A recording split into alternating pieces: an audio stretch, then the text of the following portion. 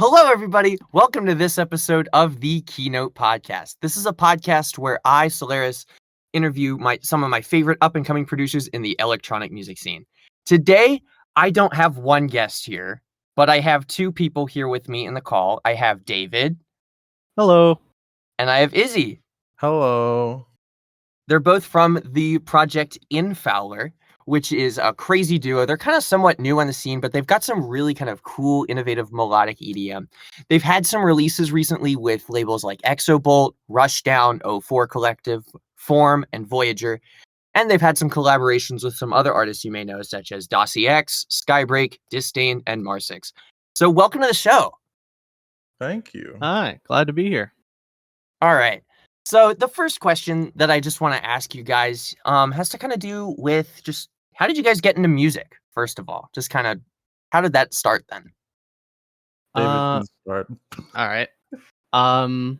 So what got me into music? I honestly, I've been into music pretty much my whole life. From a young age, my dad would show me like classic rock, and I was into that for a little bit. And around I think I was like 7 or so, I got into like techno and like rave beats or whatever, and I would just look up like 2011 techno mix, and then I would just jam out to that. And then from techno, it just kind of evolved into, all right, now I like EDM. And then my friend at the time, he showed me, wow, there's this up and comer at the time named Skrillex. And Yo, no way. It's kind of crazy. And he showed me like Scary Monsters. I got into that song a lot, and Kill Everybody, and then obviously like Bangarang and stuff. And yeah, we got into his music a lot. So I listened to Skrillex for a little bit, and then probably in like 2012, and then eventually around 2013, early 2013, I moved on to Monster Cat, which another big label during the golden years, thankfully. And I got into like a bunch of like old Monster Cat songs. I believe the first one I properly listened to was the Nitro Fun remix of Televisor Old School. I thought that was so cool. Still do. It's actually still on my playlist. And eventually I got into like Virtual Riot, and it just kind of pretty much went from there, to be honest. And how about you, Izzy? Well, I got into like music. So I was a big Minecraft kid. I always was like playing Minecraft and stuff when I was a lot smaller. Like I'm talking like 2010, 2011 era. So like I got into music like from like Deadmau5 and like Ghosts and stuff, and also Skrillex as well. For sure. And like also when like Energy Drink came out and like all that stuff, I was around for a lot of that. And then I kind of fell off for like a couple of years. I didn't really listen to much stuff. Apart from like a lot of my family are really into like the Beatles and like that kind of side of music where it's like the old kind of rock kind of stuff, like Led Zeppelin, all that kind of stuff. So I was really into that for a while. So I didn't really actually listen to that much electronic music. And then one day, I think it was like 2016, I like kind of rediscovered like Monster Cat in that sort of golden era. Yeah, no, I got really heavily back into it again. And then a couple years later, like I'd say a year and a half or so, I like started messing around with like my brother's MIDI controller that he had in at my dad's place. Yeah, from there it was basically history. I got slowly more and more into it, and now I'm here now. Yeah. So was there like a certain artist in particular that kind of inspired both of you to kind of make music then? Just curious, either one of you. Yeah. I'd say like Virtual Daisy, you can go Riot. I mean, Like, wow. Yeah, literally, yeah, it's basically mine. I was like, I a little bit less now, but back in the day, I was like such a Virtual Riot fanboy. I would listen to all the songs that would come up, subscribe to his channel. I would go back to his like old uploads, and most of my old songs on my SoundCloud from like 2015 are all like Virtual Riot ripoffs. So like, yeah, it was very, very Virtual Riot. Yeah, so it Me seems too. like, yeah, a lot of, people who I've interviewed on this podcast and just kind of a lot of just people in general in this, whole kind of community, we all kind of came from the same background, which I think is really cool to see. It was a very iconic era of electronic music, I feel. Mhm. Yeah, I feel like gaming then bringing us to music, which is, I guess, kind of most of us got into, music from, video games and like Minecraft, like you said. But it's just kind of really cool to kind of see that we all kind of came from the same background and that we all still have kind of, stuck together through all that time. Yeah, for Mhm. sure. And then I kind of want to know, how did you two meet? Like, yeah, how did that happen? Oh, funny Mm. story. It's a pretty funny story. So back in like 2018, I used to stream like pretty often. It was like weekly. Like I had a schedule and everything, and I was like streaming. I used to do like production and like feedback streams and stuff. And so it was like I literally remember the date because I still have it recorded. Um, it was June 1st, 2018. I did a really long stream, and I was feedbacking a lot. And Izzy just kind of just showed up, and she was like, "Yo, can I send a track in the chat?" And I was like, "Yes," because at the time that's just how I did it. You just send a track. So I got to a track. I was like, "Yo, this is really sick," and then I just gave her feedback, kind of moved on, was kind of whatever, and then she started joining like VCs that I was in with Set Guy, Tiago, because he used to do streams. Well, he still does. And yeah, and I used to have after parties as well for my streams, like in my server VC, and she would join there too. So basically, we just started talking a lot. Eventually, though, we were doing a remix comp for a friend, and we were both working on like separate remixes, and she showed me what she was working on. I was like, wow, this is really cool, and I had like a bunch of ideas. I was very like inspired from it, so I was like, hey, you want to collab on this? So we kind of collabed on it with like separate aliases at the time. I found it really fun because back in 2015, not really a lot of people know this because I kind of just like it was kind of like just something that happened. But back in like 2015, when Infowler started, it used to be a duo with somebody else, but he left like a year in, so it was basically just me for a while, and then up to when I met Izzy. Again, I really enjoyed working with her on the remix, so I was like, hey, you know what? I had a lot of fun. Do you want to do Infowler with me? Be a duo? It was really weird because we literally only knew each other, I think, at the time for maybe a month or two. So it was kind of suspicious, kind of sus. But no, honestly, I'm kind of glad that I am glad that I did. And that's basically what happened. It was just kind of spiraled from there. We started working on music together, and then here we are now. And so then, like, working together, is there something that one of you excels at more than the other? I'd say David's a lot better at like kind of songwriting in general than I am. But like honestly, you'd be really surprised at how equal it is at times. Like there are definitely moments where someone does a lot and the other doesn't do much. But like it's really like 50-50 a lot of the time. Like most of like the ideas and like all that. Like we have like a folder that we can just drag stuff in and it'll immediately sync up to like both our PCs, like the project file. We have like samples that we use like in Made and all that stuff. Like we share all of that with each other. And like so basically like whenever like there's an Infowler song that like either if it doesn't get finished or like whatever, we both work on it like very equally. But obviously there's like the occasion where like someone finishes the whole thing in like a day. And sometimes one of us is more inspired with the thing that we're working on, and like we'll finish it or whatever. Honestly, I would say Izzy's very good at experimenting. I'm very like preset that I've made, add that, put in the effects that I know work, boom, sounds cool. But Izzy's good at just like, fuck it, I'm not doing any of that. I'm just gonna make something experimental. So I would say that's our key points for each All right. other. And so then, as a duo, then how does writing together as a duo differ from writing in the solo context? You get a lot of help. It's a lot easier. It is a lot easier because instead of just you sitting down, you have to finish a whole song. If you want vocals, you got to pay for it. You got to do all the work, the promo, if you're not, releasing it on a label and stuff. But if you have someone, if you're in a duo and you both are good at certain things, Izzy's good at art and design as well. So she can make fucking, the art and also and visuals and stuff.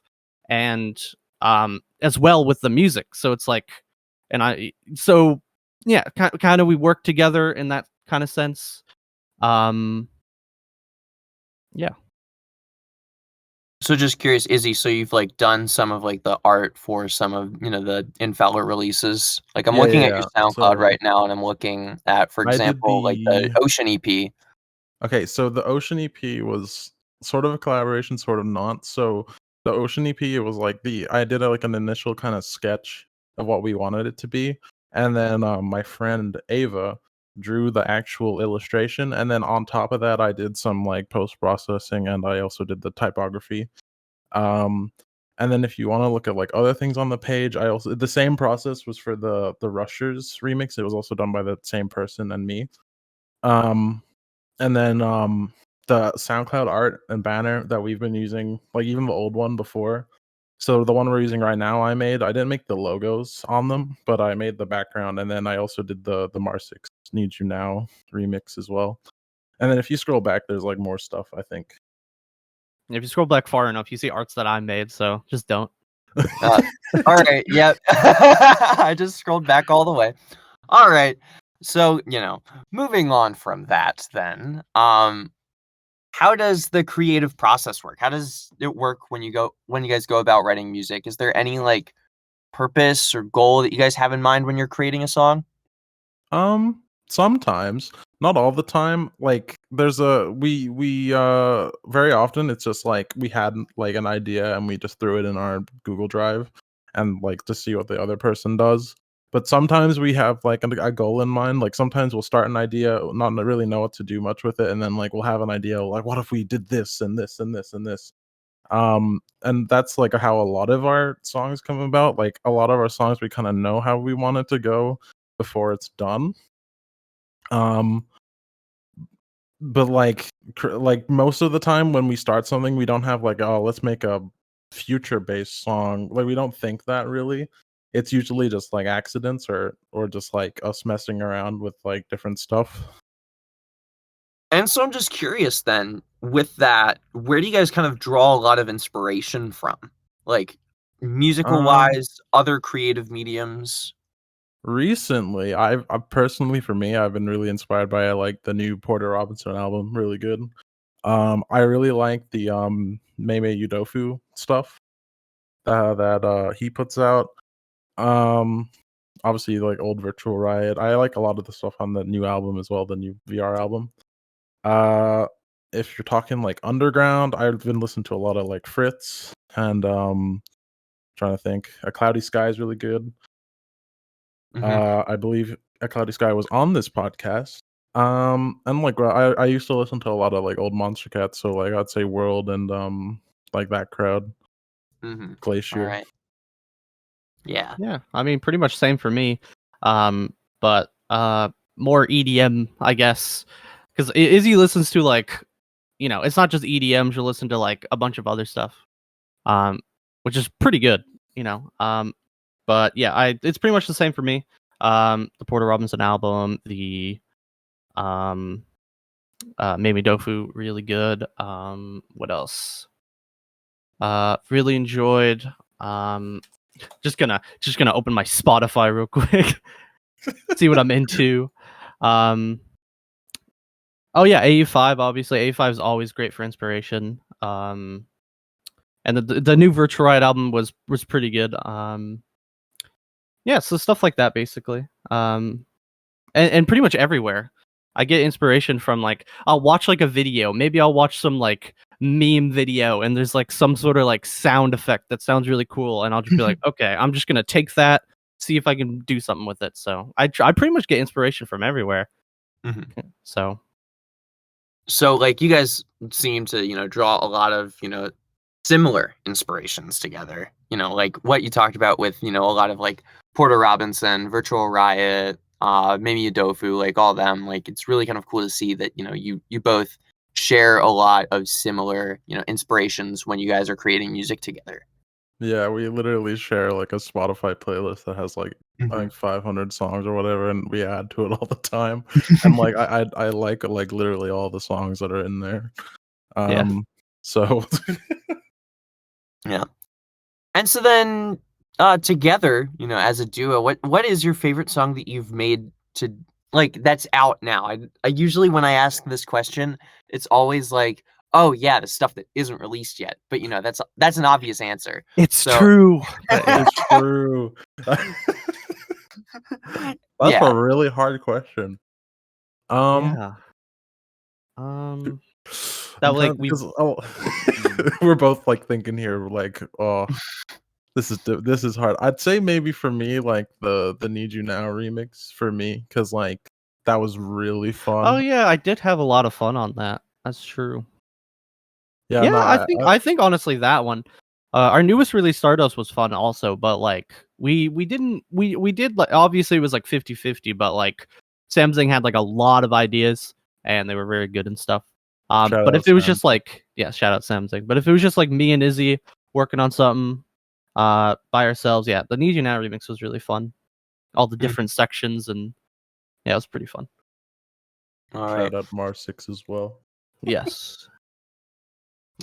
And so then for both of you, how do you feel that both of you just as artists have evolved? Like not only like separately, but also, together as a duo. It's taken like a lot more seriously now, I feel, than like we used to. Oh yeah. It's definitely we definitely take it way more seriously than we used to. And that's fun. Like I honestly like that in a way.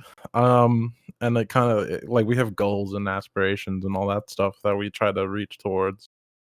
And I think that's like what's changed the most, because before we'd just be like, hey, let's do this because it'd be fun. But now like, we're working on stuff with like deadlines, and like we're working with Exabolt a lot recently, especially. Because we helped them out with Definitely like, a lot A&R. this year, yeah. Exo Fest was a thing that happened. That was really Yeah. fun. It was yeah, really no, fun organizing that, yeah. Yeah, we with helped the organize Expo that crew. too. Yeah. That kind of stuff. Like we just take it a lot more seriously now, I feel, than we used to. Like that's how I'd say we've evolved. Yeah, we learn off each other and stuff. So it's very, Yeah. very good. All right. And then another question is just kind of what is it that you guys enjoy about, being artists? I'd say like meeting all the like everyone, and like literally we made like most of our friends through this. I'd say, Oh yeah, especially for like sure. yeah, like I'm really grateful for like the friendship group that we've kind of built, with this all and stuff. Like it's such an honor to be able to like be friends with a lot of these people, and that all really kind of spawned from this. And I'll just like reading all the like the nice comments we get on the uploads makes me like, make sure I'm doing something right, So yeah, it's just like the attention, the just like the responses that we get for things that we make, and then the friends that we've made. Also it's just fun. So I guess that's pretty much it. And so then I guess, a related question to that is what has been the most challenging aspect of, being artists, whether it's like being a solo or, together as a duo? Ooh, that's a hard question. A lot of sometimes we'll have creative differences. As a duo, you're not if you're just like on your own. You're the boss, right? You can do whatever you want. You don't have anyone else saying, what if there's like feedback or if there's like a part that, the certain that you don't like, But in like a duo, you gotta like work together. And if one person doesn't like something and the other person does, you gotta somehow compromise in a way that both are happy about. Um, so we've had a bunch of we've obviously we've had a lot of differences and stuff we want to do. Normally we can compromise. It's nothing like awful. But yeah, sometimes we'll have things where it's like, wow, I really want this to happen, or I really want this section to be this, but it doesn't happen in that sort of way that we want to. But in the end, it usually works out. So, but I would say that is the hardest, being a duo anyway. Being an artist. Mhm. And what about solo wise then? Would you say? What would you say the most challenging aspect is at by yourself? Neither of us have actually really worked solo in a really long time. I mean, like, I had like a bit of an off like thing for a bit. I did like I worked with Skybreak on the Above the Clouds Yeah, album. yeah, yeah. Um, but I like was apart listening to from that, Oxygen earlier, actually. but apart from that, honestly, I haven't done much solo stuff. I have like one thing that I've done since then that I have like finished, and that's about it. Like we don't really do much solo stuff anymore, but sometimes we do. And honestly, it's more of like when we do solo stuff, it's more like to have fun than like Yeah. oh It's we're more gonna just like a break, like not yeah in like a mean sense. It's more just like I'm just gonna make this song, do whatever I want, and just just throw it out. Um, but yeah, working as a solo artist, I did work as a solo artist for like I think like like 2 years. I felt like a really long 2 years, but I was about to ask you about that because I knew that Izzy had a solo alias, but I couldn't really find too much information about you guys on the internet. So I was like, did David ever have a solo alias? I did, but it was before Infowler, so it was Okay. way long Yeah, ago. It was that's like what I thought. 2014. Okay. Um, but yeah, back when Infowler was just a solo alias, and it was just me. Um, it was kind of hard because as a solo alias, and just as a person, if you're just starting out, you have to somehow make a really good song, promote it really well, get really good art, vocals maybe. You have to pay for that as well. So, and you We'll have do to, your own. advertise. Yeah, Yeah. basically just all on your own. So that I think that was my difficulty when I was doing it just solo, is like trying to do all this stuff when the song came out, trying to promote it. I would send it in like every Discord feed, or not feedback, like the self promo channel, and like every Discord server. So like, yeah, it was pretty crazy. Hmm. So I think nowadays it's kind of, would you say you found it, I guess, easier in a way to, be I think the whole kind of general idea that we've been kind of getting at here is that you guys find that it's just a lot easier to work together than it was to, work solo, which is why you two work together and, continue to. Yeah, that's basically it. Yeah. With just being in a duo is like really helpful for us both. Because we get like twice as done, like fast twice as fast. Mhm. So yeah. Yeah. And then, yeah, so another question I have for you is, I mean, yeah, you two already collaborate, but a question I always love to ask people is about their dream collaborations, and is there anybody who they'd love to collaborate with? And I mean, this can go, I guess, either way. This can go for if you wanted to collab with them as a solo project or, under the Infowler alias. you know, like a lot of the collabs that we do like already have and that are up is like a culmination of like either David or me messaging each other and being like, yo, it'd be so sick if like we did this. And like we ask and like that's how Stardust happened. We really like a song from Sam called New Plan. And also I think there's a new one called Dreamland as well. That's like really good. Pretty Um good. and so like we really like those songs. And like we knew Sam already, so we wanted to ask. And then like the same thing happened with Disdain and Mark. We wanted to collab with Mark and Aaron for like so long. And like we decided like it'd be really fun to do All Nighter 5 together. I mean we were gonna try to All Nighter 4, but in the end we just like couldn't do it. But All Nighter 5 we did it, and it was genuinely, I look back on that as like still one of the best nights I've had. Yeah, it was very fun. And like if you want to talk about like people who I'd like to collab with, like I would really love to collab with Mei Udofu for sure. Of That'd be course. like so cool. I think. Agreed. I really like Inverted Silences stuff. I think that would also be really sick. Yeah. It's Uh, funny because I had talked to Inverted Silence on the show, and he kind of like had been sending me just like a lot of the Japanese EDM stuff, like Camellia and Mimi Udofu and like stuff to get into. And I was just like super just like impressed by all of it, and kind of was like, it was weird because I hadn't I had listened to some of it before, but I hadn't like really gotten like done like a deep dive into it. And it's just really kind of crazy music. Yeah, no, like that whole scene is like it's like that, it like I mentioned before, like that really good 2014, 2016 era of music. It's like that, but like if it continued evolving down the Mhm. path it was going. And like I love that. And there's so much innovation there, and like so many cool creative ideas. I just really, really like it. But I see that like a lot. I see like what you're talking about, where with the whole kind of 2014 to 2016 underground EDM styles, and if they continue to evolve. And I think with labels like Exobolt, for example, we're seeing a lot of names who kind of are kind of bringing an evolution of that sound. For example, like I've always kind of thought of color bass as being that's something that really kind of sparked like initially in kind of maybe that era, but has Mm. only recently like started to evolve and like become like a big thing now.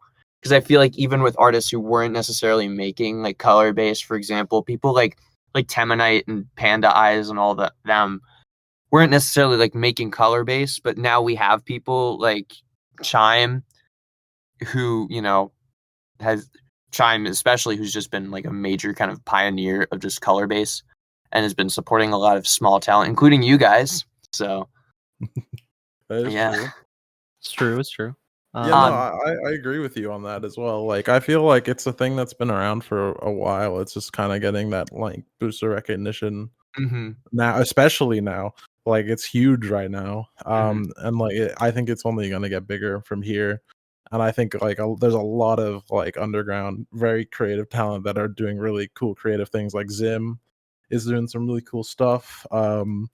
Pleague just announced like an EP on Never Say Die today, which is Mhm. like huge as of For- recording. yeah, it's very Like, great there's so much stuff like going on that's Yeah. like so as cool. well. I'm A lot not of allowed nice. to Also, say, but like there's some really cool stuff that I hear like in like the Rushdown chat and like just around, and like it's always exciting like to see like all these people innovating. Like Mr. Cool Tricks is doing some cool stuff too. mhm. Just very Um talented people there. yeah. And all right, so then another question that I have for you guys is just kind of what kind of advice would you have given to you guys, I guess, before kind of like when you first started out. That's the best way of saying it, is like, what advice would you have given when you first started out? And that goes for both of you. Get piano lessons. I kind of wish I got more into proper piano lessons. Um, because I know it's not really like a music production type thing, but like I don't know. I've been playing pianos for about like 10 years now, and I've been kind of just self-taught, just learning stuff. Which is great and all, and I'm finally getting to like music theory and stuff. But I kind of wish that I got at a young age. I kind of wish I got taught like properly, so I could be more, musical, more have the ability and stuff. But for starting out, just like don't give up, because I've had times where like when my friend left the duo like way back in the day, I was like, I don't know if I want to keep doing this. I was a kid. I think I was like 13 when it happened, and I was like, I don't know if I want to keep doing this. I had to do school and stuff like um. But no, I'm glad that I persisted. And yeah, I there's probably more advice, but I can't think of it right now. And Izzy, so kind of going off of what David said there, did you have any like musical background before you got into music production?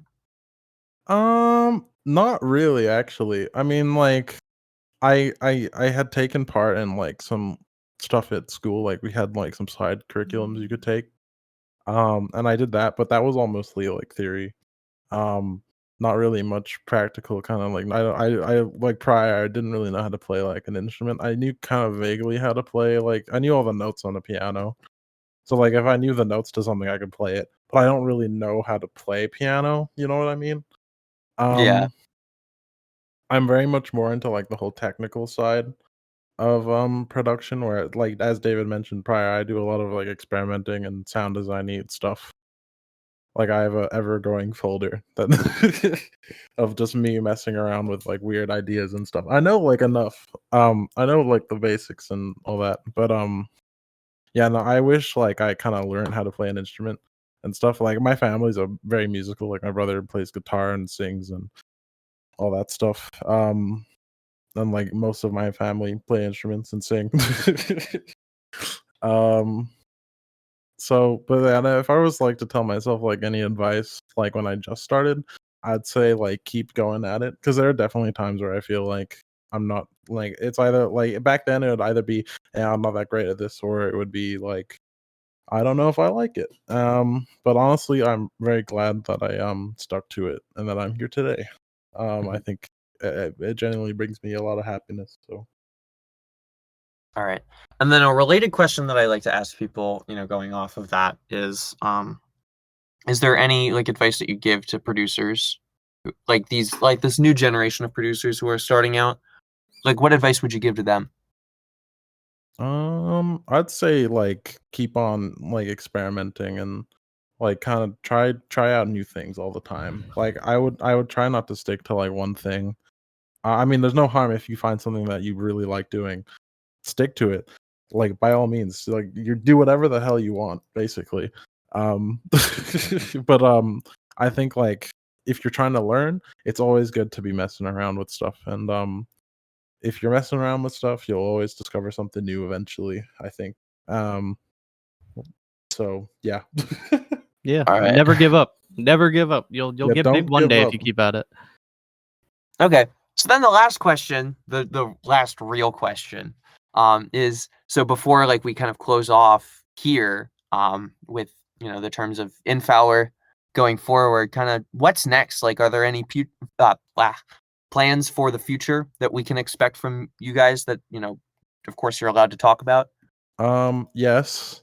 Very, very soon. I'm still actively working on it though, but because Trying to meet I the deadline. there's a lot of stuff to do still, but we've been working on like a very big thing for a very long time, and it's like at the very end of like being worked on, and it's a like it'll be out very, very, very soon.